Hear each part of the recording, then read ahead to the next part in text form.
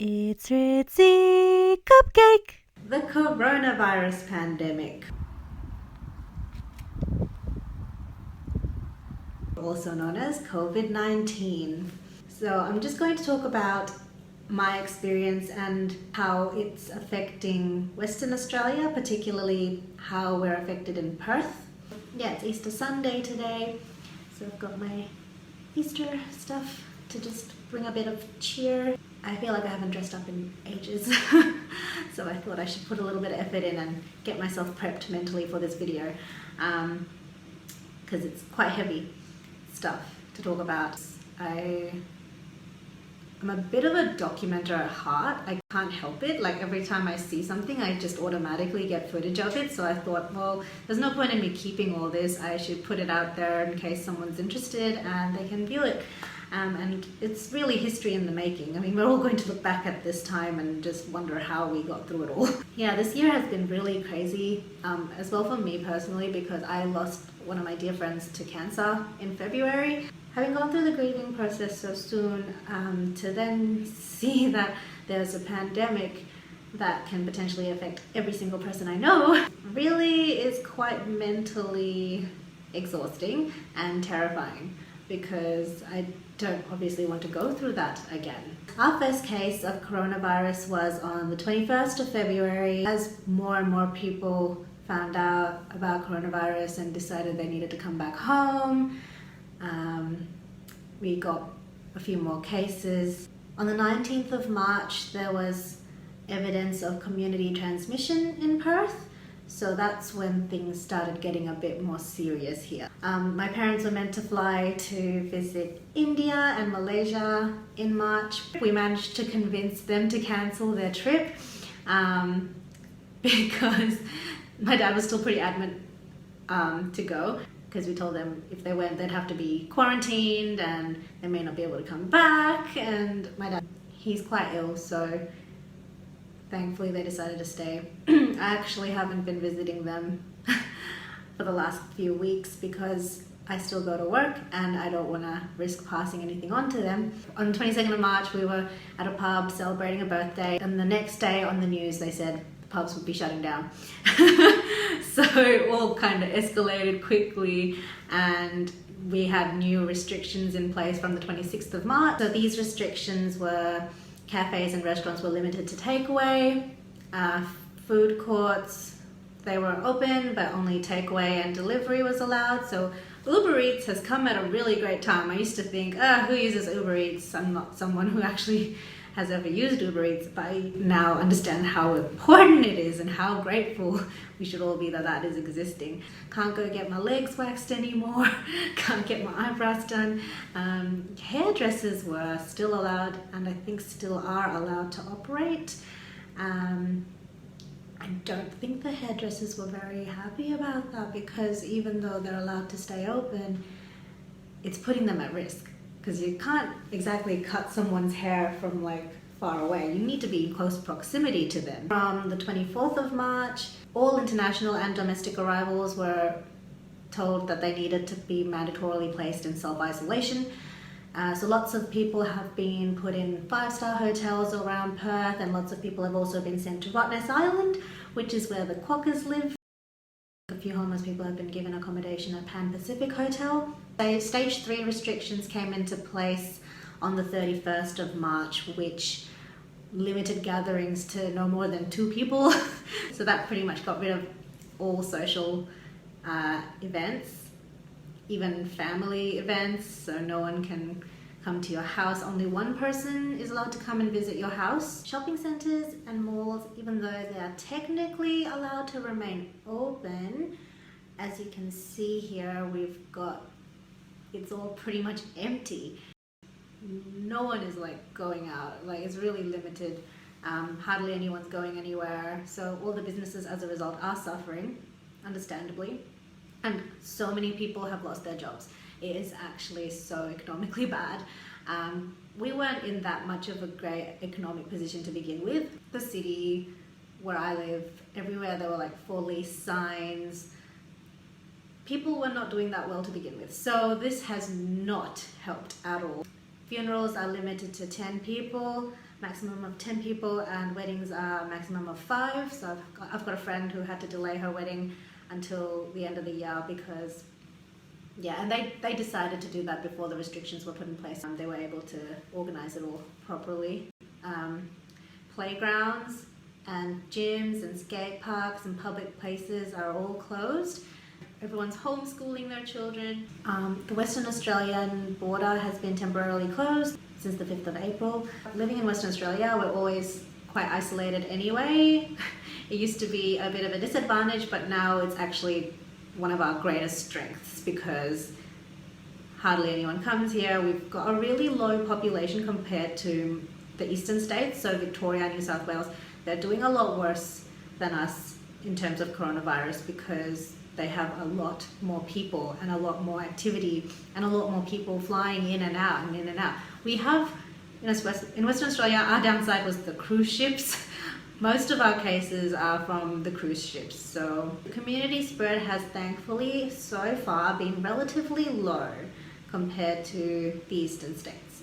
So our isolation has been a blessing. As at 3 p.m. on the 11th of April, a total of 6,292 cases have been confirmed of coronavirus in Australia-wide, and 56 people have died. As of 2 p.m. today, 12th of April, Easter Sunday, we have in WA 3 new cases since yesterday. So the curve is being flattened. We're bringing the curve down. Everyone is doing a really great job at staying isolated. There are a few cases here and there. Like, for example, we have this one guy who was in isolation in the Duxton Hotel, and he decided it would be a great idea to escape using the emergency exit and hop on the train an hour down to go see his girlfriend. I mean, if you've seen a zombie movie, you know it takes one person to stuff it up for everyone. And from the 31st of March, we have designated regions within WA, so you're only allowed to travel within your region. So I would be only allowed to travel in the metropolitan area. I can't go to Broome, I can't go to Geraldton, I can't go to Busselton. Every year, normally for Easter, my husband and I travel. If you're a viewer of my channel, then you will know that I love traveling. Pretty much 70% of my videos are travel related, and I am happy to temporarily give up traveling if it means that we can get rid of this disgusting COVID-19. Eliminate this by just staying home and keeping the borders closed for as long as it's needed. That's fine. It's worth saving lives. Travel is a privilege. This time last year, my husband and I, we were traveling all around Europe, and to see those beautiful cities that we visited shut down and ravaged so savagely by this pandemic is extremely heartbreaking, and I cannot wait for this nightmare to be over. I'm sure that is how every one of you feel. And although we're unable to travel this year, I'm actually really enjoying the freedom of being able to just stay at home and not feel like, oh, I'm missing out on something, or oh, I should be doing this, or oh, I should be making the most of the few days I have off to go and experience and do something. I can experience and do things in my own house, it's fine. I have time now to do all these little projects that I've been putting off. I have time to make this video. I haven't actually had the headspace to make a video in a long time. Had time to actually make my nail art. I haven't done nail art in months. I have not had the time. So little things like this, it's great to be able to have the time to do now, and also just to chill, just to relax, watch Netflix, do whatever you want, binge the show, do whatever that makes you feel good. Now is the time to just take time for yourself and be chill. And if you're like me who doesn't work from home and you get the weekends to yourself, it's even that is nice to just have some time off from the constant societal obligations of going places and seeing people. My job is technically still classified as an essential job, so my office is just business as usual. We're all just carrying on. I've got these signs up on the door. One of the things is I catch public transport, so I've been catching the train. It's been fairly empty because thankfully most people have been working from home.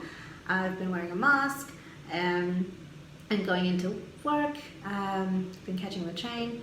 And then we got told that the trains, because not many people were catching them, and the buses, they limited the public transport significantly to just be on Saturday timetables. So I was freaking out about this. Understandably, I was thinking, oh God, the trains are going to be completely cramped and full of people trying to get to work at these designated times, but it didn't deteriorate too much. People are still working from home, thankfully, so that gives us a bit more space to spread out. It's not as amazing as it was for the last few weeks when people were all just working from home and the trains were still running regularly. So as you can see from this photo, my phone provider has got a hashtag stay at home. So every time I use my phone it says that. So they've given everyone extra data so that it can help from working from home and homeschooling and things like that, so that's really good. The government has been sending everyone blanket text messages to stay at home, and they sent out another one for the Easter holiday to tell people not to go away and to just stay in your primary residence. Don't go camping, don't go down south. It's a very different kind of Easter this year. I know that friends and family have it way tougher overseas. I've been religiously following all the media and I feel like I consumed too much media. At one point I was just like so overwhelmed because I was constantly just seeing articles about coronavirus everywhere. It's just in every single medium. My husband was just like, you need to take a break and stop looking at all of this stuff. And I didn't think it was affecting me, but it must have been for him to say that.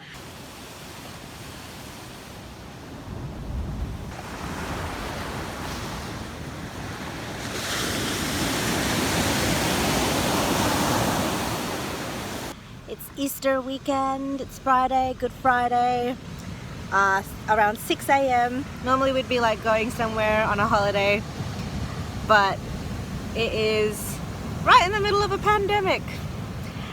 So everyone is quarantined and no one's allowed to go anywhere, but we're really lucky in Western Australia. We can still leave our house, we can still go to the beach for now, as long as we adhere to the social distancing rules.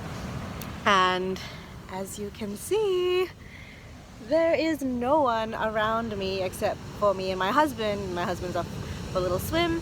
I'm just here to lay down and get some fresh air because I have not had fresh air all week aside from commuting to work and back home. So it's just nice to be here. And so we left home really early so that we could avoid the crowds. I never wake up this early unless I'm going like overseas or on a trip or something. It's really peaceful and gorgeous here, and I'm really grateful that we have this opportunity because I know lots of people around the world don't.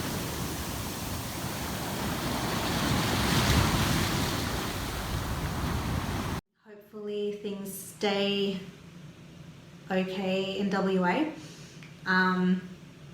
Winter is coming though, so literally our winter is pretty much from June onwards. I hope that our hard work is not undone. The measures need to be kept in place even though our cases are dropping, because we could so easily undo everything and go right back to the beginning, and nobody wants that. And it is hard.